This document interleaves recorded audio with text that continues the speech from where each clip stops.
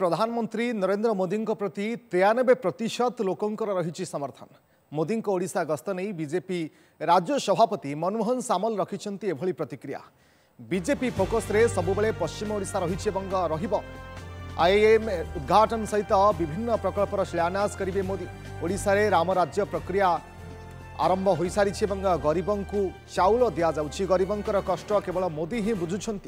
तेणु राज्य में विकल्प सरकार भाव में बाछापी लोके मन स्थिर कर सारी मनमोहन। निर्वाचन फलाफल कह मोदी आसबार प्रभाव कौन रोचे लोके क्या केते समर्थन करुँचे। पूर्व अनेक काम करी लोकहसा होगा सहित निंदित अपमानित और लज्जित तेबे मोदी भारत वर्ष में कठिन परिश्रम करी सफल होती मनमोहन। आसंता 3 तारिख में ओडिशा आसुंच प्रधानमंत्री नरेंद्र मोदी। तेबे नहीं बीजेडी कौन प्रतिक्रिया मिल पारि ना। बीजेपी पश्चिम ओडिशा सबुदिन फोकस रे आज भी अच्छी सारा ओडिशा फोकस रे अच्छी।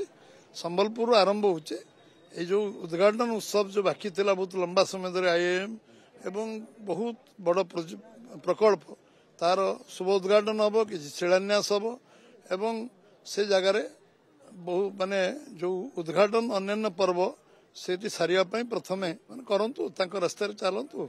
से बहुत कथा करूचंती।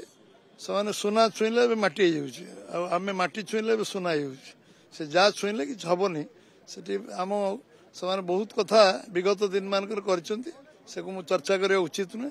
से लोक हसा होती निंदित होती अपमानित होती लज्जित होती। निश्चित भाव में जड़े तपस्वी जड़े साधक जड़े जुगजन्मा लोक सी भारत वर्षर परिवर्तन जो कठिन परिश्रम कर सफल होती समस्त भारत लोक 140 कोटी लोक समस्ते सांगे 93 भाग लोक आज मोदी कार्यक्रम को समर्थन कर समस्त गर्व गौरवर विषय।